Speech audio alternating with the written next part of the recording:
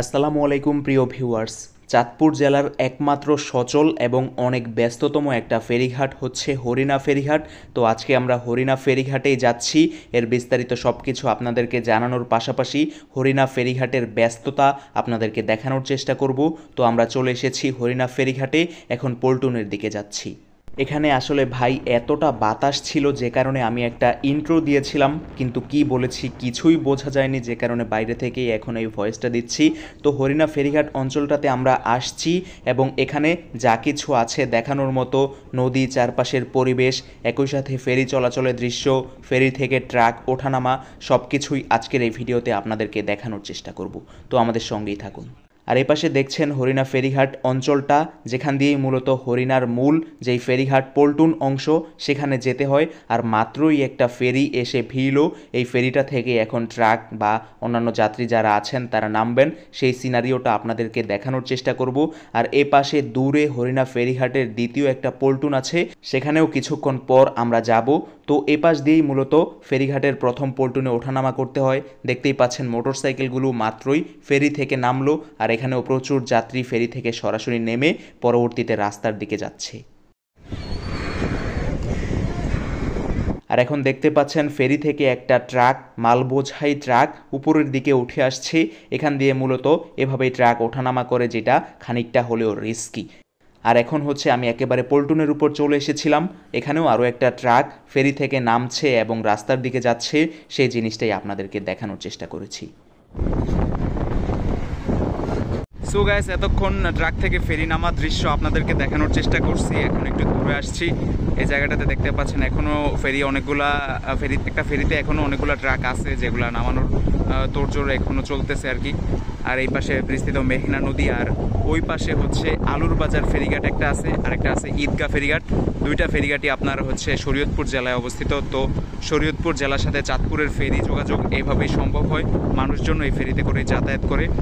বিশেষত খুলনা, সাতক্ষীরা, বাগেরহাট এইসব অঞ্চল থেকে প্রচুর পরিমাণে আপনার পণ্যবাহী ট্রাকগুলো চট্টগ্রামে যায় হচ্ছে এই রুটটা দিয়েই। তবে পদ্মা সেতু হওয়ার পর এই রুটের জনপ্রিয়তা কিছুটা ভাটা পড়ছে আর কি, আগের তুলনায় ফেরি এবং গাড়ি সবই কমছে।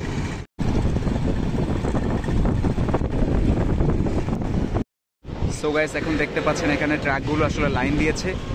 লাইন দেওয়ার কারণটা হচ্ছে তারা এখন ফেরিতে উঠবে ওই পারে যাওয়ার জন্য। অলরেডি একটা এই যে এখানে উঠে গেছে, দেখতে পাচ্ছেন এটার একেবারে ভিতরে চলে গেছে। আর বাকিগুলো এখন হয়তো বা টিকিট সংক্রান্ত ঝামেলাগুলো সারতেছে, যে কারণে এখানে সিরিয়াল দেওয়া অবস্থায় আছে। সো এখন ফেরিঘাটের পাশে এরকম ব্লক দিয়ে একটা রাস্তার মতো আছে, ওইখানে আমরা আছি। আর নিচেও প্রচুর পরিমাণে বালির ব্যাগ বা বস্তা দ্বারা কিন্তু নদী ভাঙন রোধ করা হচ্ছে। আপনারা নিশ্চয়ই জানেন এখন আসলে তাপমাত্রা কতটা, মানে গ্রীষ্মকাল চলতেছে যে কারণে নদীতেও পানি নাই। বর্ষাকালে কিন্তু এই যে ব্লকগুলো এগুলো পানিতে ডুবে যায় অনেক সময়, এতটাই পানি থাকে মেঘনা নদীতে। আর তাই এই ব্লকগুলো এখানে এভাবে বিছানো হয়েছে যাতে করে নদী না ভাঙে, সে জিনিসটাই এখন দেখানোর চেষ্টা করছি। আর এখানেও 2-3টা ফেরি আছে একেবারে থামা অবস্থায়। এপাশে মেঘনার সূর্যাস্ত দেখতে যথেষ্ট ভালোই লাগে। আর এই যে দূরে ফেরিঘাট অঞ্চলটা, আর এই যে এই পাশে মূল পল্টনটা, এখানে এতক্ষণ আমরা ছিলাম, আপনাদের দেখানোর চেষ্টা করছি। আর এখন এই পাশে আসছি, আর এখানে বিস্তীর্ণ একটা বালুর মাঠ আছে ফেরিঘাট অঞ্চলেরই, সেটাও এখন দেখাবো।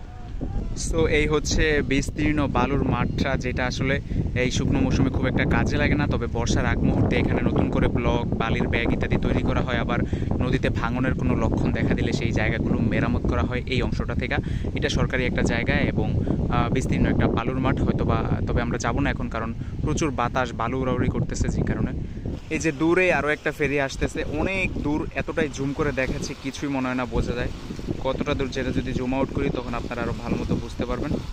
এই হচ্ছে ফেরিটা, এইটা এখন আসতেছে, আবার এইটা আসতে ওইটা আস্তে আস্তে আবার এইটা রওনা দিয়ে দেবে। এই হচ্ছে দ্বিতীয় ঘাটটা, আমরা এখন কিছুটা উপরে আছি, এখন দ্বিতীয় ঘাটটার আরও খানিকটা কাছাকাছি যাওয়ার চেষ্টা করব। এপাশে আবার একটা সাঁকো রয়েছে সরু একটা খালের মধ্যে, আর এখানে কিছু জেলে নৌকা দেখতে পাচ্ছেন।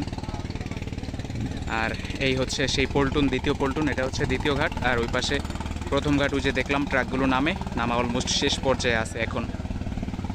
আর এখন দ্বিতীয় ঘাটে আছি আমরা, দেখানোর চেষ্টা করছি এই হরিণা ফেরিঘাট এলাকার সব কিছু। দূরে মেঘনার মোহনীয় সূর্যাস্ত, আর একটা বালখেট যাচ্ছে, বালখেটটা নদীর পানিতে কিভাবে আছাড় খাচ্ছে সেটা দেখলে আপনি বুঝতে পারবেন যে মেঘনায় বর্তমানে আসলে ঢেউ কতটা বেশি।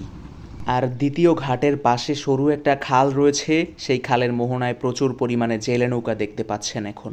হরিণা ফেরিঘাটে যাওয়ার শুরুতেই আপনি বিশাল এই মাঠটি দেখতে পারবেন। এটা মূলত হচ্ছে হরিণা ফেরিঘাটের ট্রাক স্ট্যান্ড। ফেরি আসতে যখন দেরি হয় তখন ট্রাকগুলো এখানেই আসলে এভাবে অপেক্ষা করে। আবার অনেক ক্ষেত্রে দেখা যায় ট্রাকগুলো ফেরি পার হয়ে পরবর্তীতে এখানে অপেক্ষা করে, রাতে অনেক সময় থাকে, পরবর্তীতে সকালে আবার রওনা দেয়। ফেরিঘাটের ট্রাক স্ট্যান্ড এটাই। সো আমরা পুরো হরিণা ফেরিঘাট এরিয়াটা ঘুরে ফিরে আপনাদেরকে দেখানোর চেষ্টা করেছি। এখন আছি হচ্ছে দ্বিতীয় পল্টন যেটা, সেইখানে। তো হরিণা ফেরিঘাট এলাকাটা দেখালাম আপনাদেরকে, সব কিছু বিস্তারিত বলার চেষ্টা করেছি। এখন চলে যাব, ভিডিওটা কেমন লেগেছে আপনারা অবশ্যই কমেন্ট বক্সে জানিয়ে দিতে পারেন। আর আমার এই ফেসবুক আইডিতে আপনি নতুন হয়ে থাকলে ফলো বা ফ্রেন্ড রিকোয়েস্ট পাঠিয়ে রাখতে পারেন। সবসময় আমার সঙ্গে থাকবেন। ধন্যবাদ সবাইকে।